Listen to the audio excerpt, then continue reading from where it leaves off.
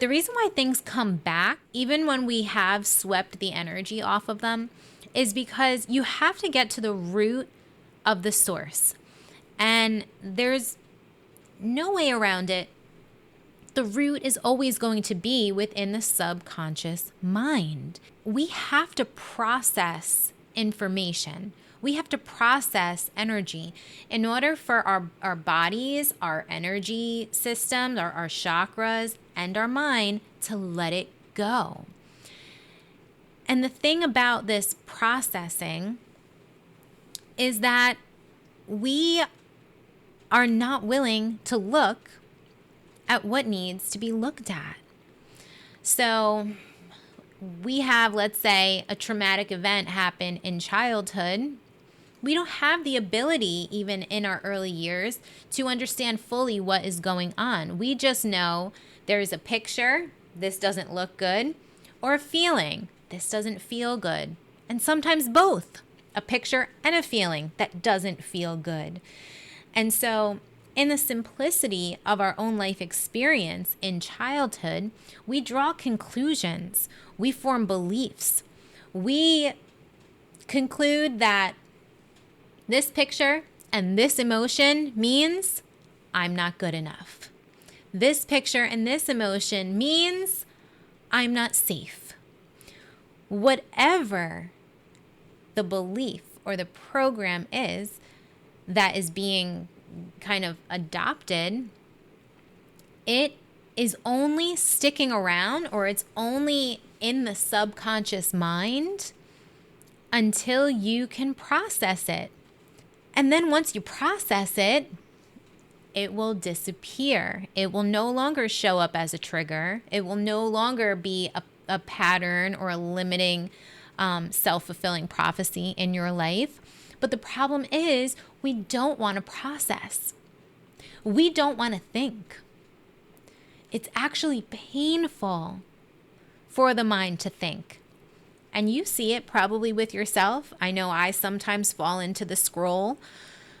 We are distracting our minds so that we cannot process. Not just the distraction, but it's also not really, at least in the United States, I know for myself, I can only speak for myself and from what I learned through my clients, but we are not taught to process our emotions. We are uncomfortable with our emotions. And the only reason why that gets stored in the physical body, in the energy field, is because we're not processing it. So then what happens, right? Let's say 3 years old, we learn that we're not good enough. Learn meaning we adopt that belief that we're not good enough.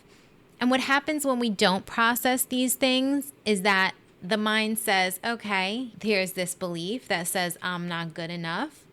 We're going to keep looking for moments and opportunities to present this trauma so that then we have another chance to process it and heal it. But what happens with that second time that you are triggered? It gets piled on. And then the third, and then the fourth. And before you know it, the root cause is underneath all of these layers of rejection and not being good enough and not feeling worthy enough and all of these limiting beliefs that we walk around with. And all we need to do is look at them, process them. But it's painful. And it's scary.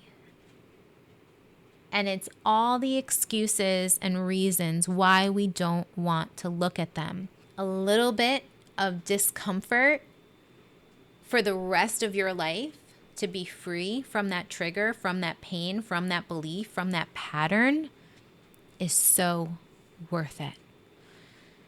So if this speaks to you, if you're still on this video, thank you for sticking around. But also, this is your invitation, because it's not your fault what happened to you. It's not. It's not your fault, the cards that you were dealt. It's not your fault who hurt you, who caused you pain, who caused you distrust, who made you feel XYZ. It's not your fault.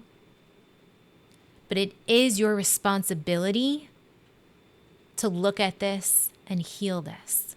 And if we can spread this information to those that are willing to do the work and show up for themselves, that's how we change the world. That's how we make this a better place. And the only way to do that is to go within, is to work on you. If we all are responsible for ourselves, we can do this. So thank you again for tuning in, and I will see you on the next video. Bye.